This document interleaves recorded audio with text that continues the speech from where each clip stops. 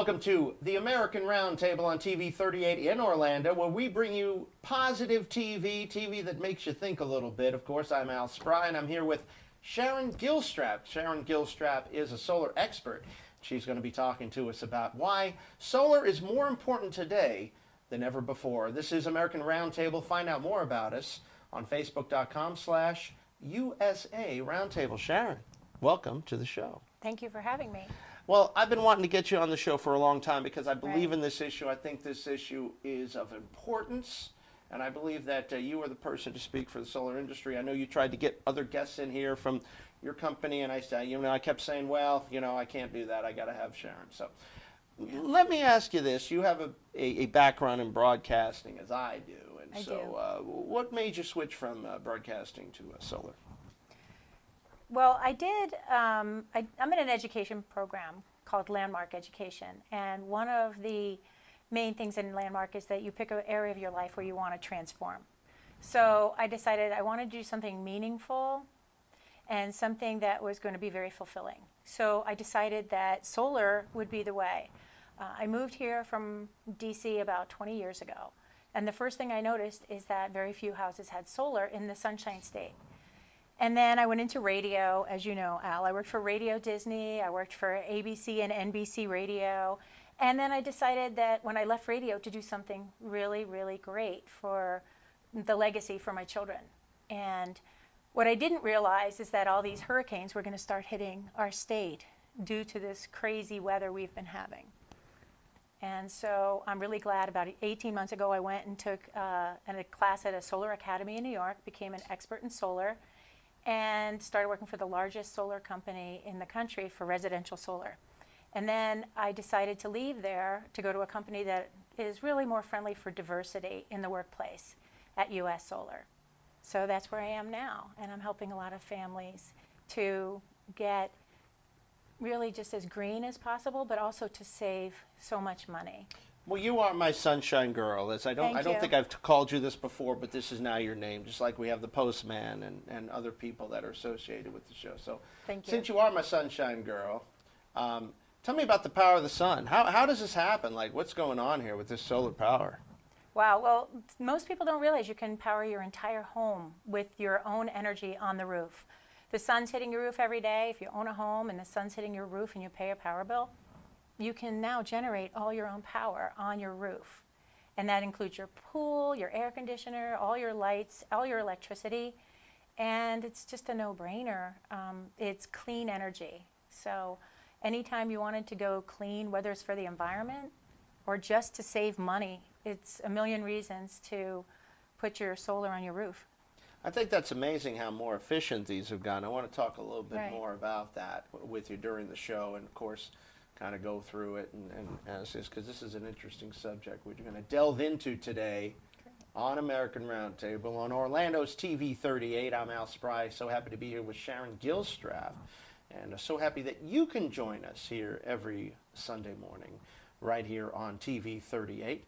If you want to find out more about this show, what we do for Florida Roundtable is now American Roundtable, and we're at Facebook.com/USA Roundtable. That's Facebook.com/USA Roundtable. So much more to come, and we will be talking, of course, with our friend, and we will get you the info that you need right here on the show.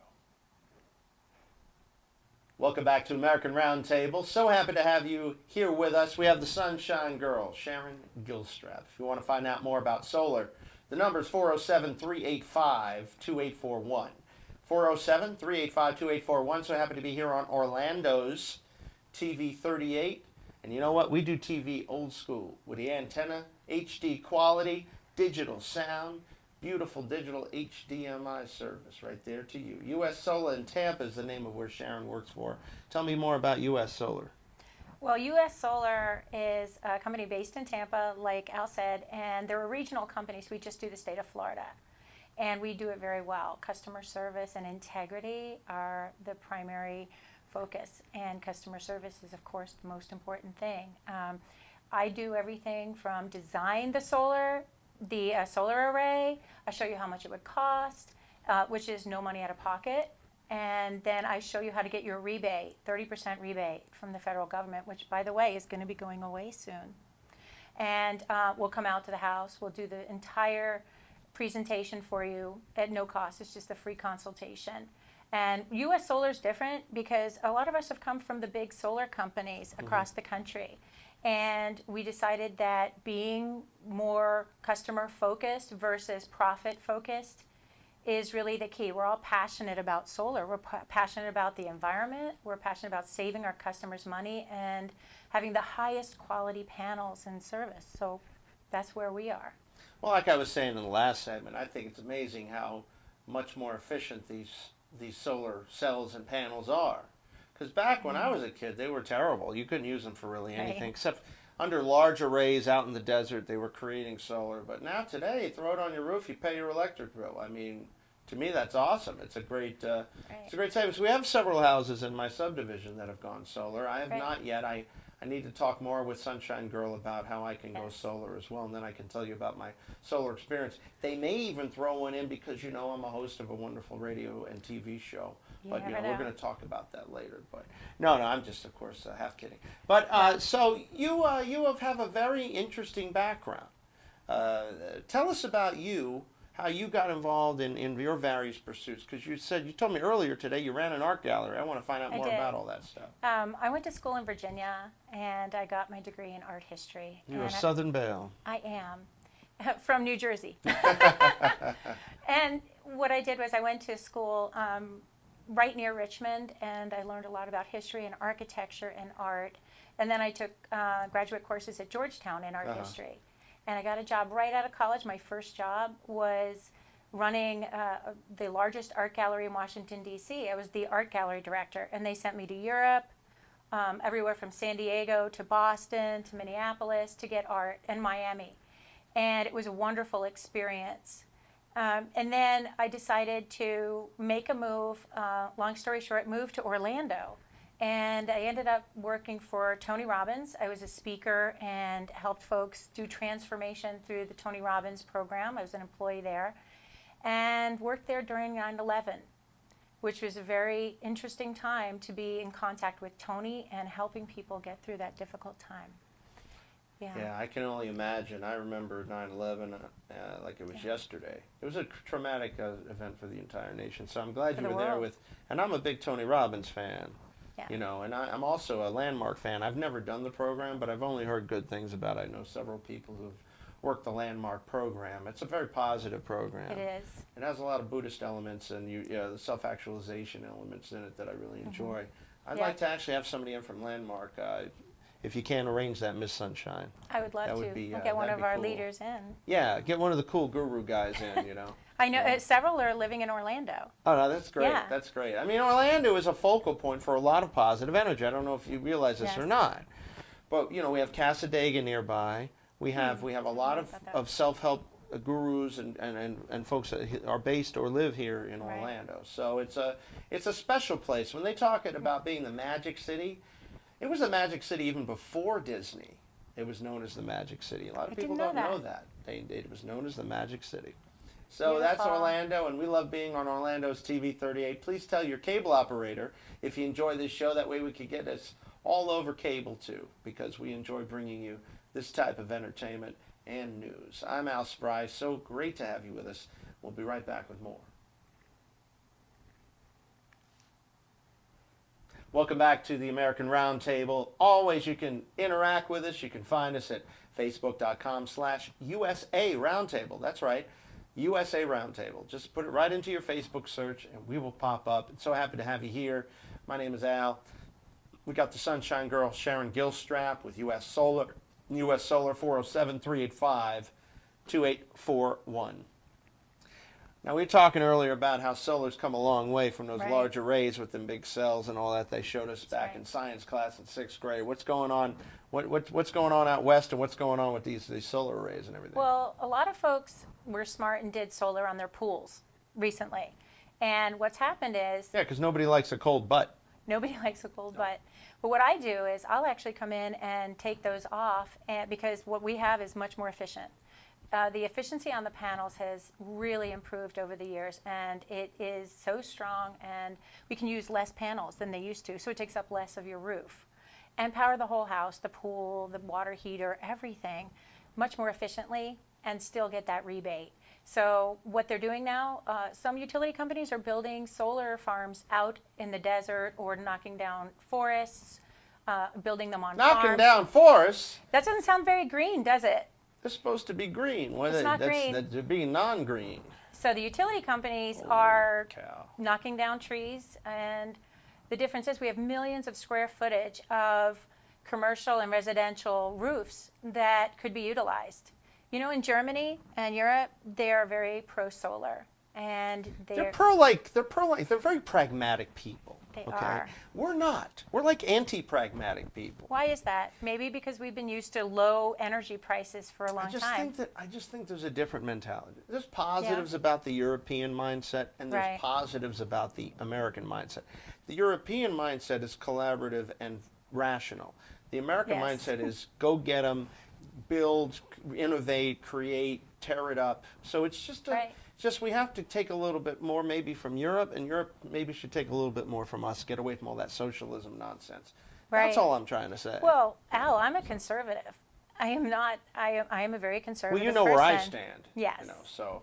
And so a conservative who is, I'm now no longer doing the disposable plastics, and I am very pro-environment because my children, grandchildren, I want a legacy of a beautiful world, and the common sense of saving money. Why would someone put more money in a utility company for them to make money when you can just put the money in your own pocket?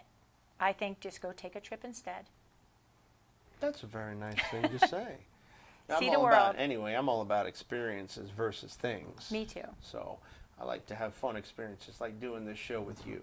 Thank you. You know, I think that it's good to look into all types of renewables, all types of energy efficiency, because we only have a certain amount of resources on the planet, and then once they're gone, there is no more on this planet. We can Right. go look in other planets or whatever and try to bring it Yep. back, but that's not really cost effective. No. We're better off using our own planet in a more efficient manner, and thereby, you know, trying to get the most bang for the buck, so to speak. So I Wow. think that's a very important way to look at it. Look at it from a cost-effective standpoint. I mean, if you Right. have kids and grandkids, you know that's your progeny, right? That's gonna be here after you're gone. What kind of world do you want to leave them with? Because if we're not good stewards of the planet now, they're going to be what they call up the creek. And the creek's not even going to have water in it. Well, the creek's going to be dirty, and it's going to Be be desert. polluted. Right. Well, the way I look at it, there is no other option other than to start looking at alternative energy. When everyone has an electric car, your power bills are going to soar. So if you get ahead of the curve, be innovative and be ahead of it, then that's the best way to go. Sharon, I want to talk a little bit more. We'll do some political fun after this. Okay. Just light stuff, not too. Won't someone scare you Yeah. away? It'll be good though. I I'm think not you'll get a scared. kick out of it. No, I'm talking about our beautiful audience. Yes. Thank Don't you be so scared. much for joining us here. We got a lot more in store for you. Don't turn away. This is American Roundtable on TV 38 here in Orlando. And I'm so happy to have Miss Sunshine, Sharon Gilstrap, US Solar. Check out US Solar at joinussolar.com. Joinussolar.com. More in a moment. This is American Roundtable. Al Spry here, and I am so happy to have Sharon Gilstrap with US Solar. Right here on TV 38 in Orlando. We love TV 38 in Orlando. If you want to find out more about this great station, just keep watching. Just keep watching. That's all you got to do. Great programming, great management, and really, really cool hosts of shows like American Roundtable. All right, enough of me puffing myself up. Now, of course, I have Sharon here, and we're talking about solar. Of course, we're lightening it up a little bit, and then we're going to move into an area that I didn't expect we would be moving into, but you'll find out in a moment. So let's say you don't want to get the full array. You want to get like a half array, you know, like a smaller section of the roof instead of Right. like all the roof, both sides or whatever. Okay. I want to ask you two questions along those lines. Number one, how Right. do they know how much roof to put on of Right. that Good stuff. question.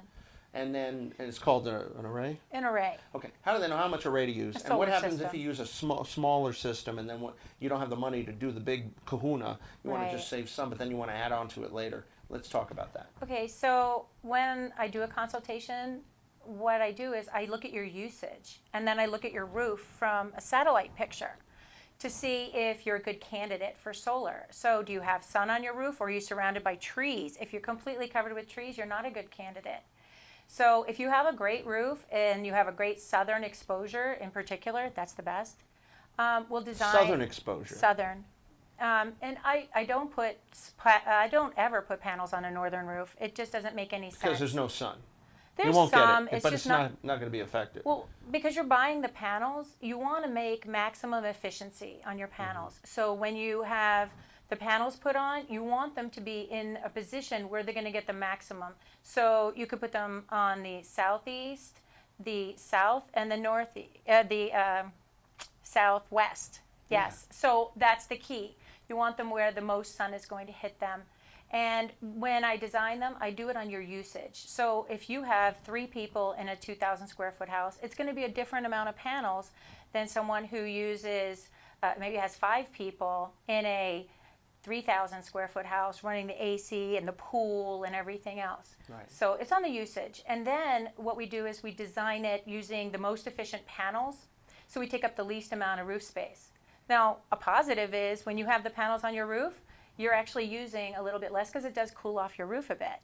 And then you can run your AC as much as you want, and you're not worried about what is my power going to be. So when you get the solar, you're actually not paying any money down. You're going to have a no money down loan. We do finance, which is wonderful. Financing is great. Yeah, for I'm a 5 big or fan. 10 years. Well, you know, I'm also a realtor, and so Right. alspry.com. Check me out, alspry.com. Great realtor. Yes, and so in realtors, we wouldn't get some deals done without financing. Let me tell you, it's always nice That's to have right. some financial wherewithal. And but I'd like to switch gears now. Okay. You should take off your sunshine. Well, don't take off your sunshine hat. Take off your solar hat. Keep your sunshine hat Okay. on. Let's talk about Brett Kavanaugh. Brett Kavanaugh, of course, Okay. just confirmed as the newest Supreme Court Justice for the United States after Yeah. a rancorous, tumultuous, insane process, I thought. That was a new low in politics, but you know we Yes. keep getting new lows, We which is do. why Congress has an 11% approval rating. So, what would you say your takeaway? Where's your connection with Brett Kavanaugh? So when I was in college and just after college, I was in the group of friends in the Young Republicans in Washington, D.C., and Brett was a good friend. We used to go hang out. We'd go to Georgetown. We watched the fireworks together on the mall, and we were greeters at the White House and at Andrews Air Force Base. And he was a great guy, very nice, nothing controversial. He was not someone who was hitting on all the women in the bars. Right, That was because you never were platonic friends. right. And he said he Yeah. had a lot of female friends even when he was testifying. He definitely did, and I've never seen anything that would give an inclination that there was anything wrong, and I don't think he's changed. I don't think he was a different person before that I met him because he was still very young. Well, we're going to actually talk a little. I want to talk a little bit more about him with you on another show because you're also a travel expert. Yes. You're just an experty person, and so we're going to talk about travel in our next show, which will be a continuation, kind of a 2-part on this one. But well, would you say that he always wanted to? Was this his goal? Is it being a judge? Even back then? He always knew he wanted to be in politics. In fact, I'm still involved in politics. The guy I was dating at the time is now very involved in politics in D.C. It's in our DNA to make a difference and do what we think is in the best interest of the American people. And so that's always been consistent for Brett. Very It's proud of interesting, him. though, He's that done so that well. he took the juncture from politics into the judgeship. Now he Right. gets to be both because judges set politics now, it seems. So everything runs through Supreme Court and then becomes law, and then you can use it as a hedge against policies. That's true. Which I don't know if that was the way it was designed, but it's just sort of the way it is I being don't used know. now. And you know, I think they ran him through a very unfair process. I thought it was.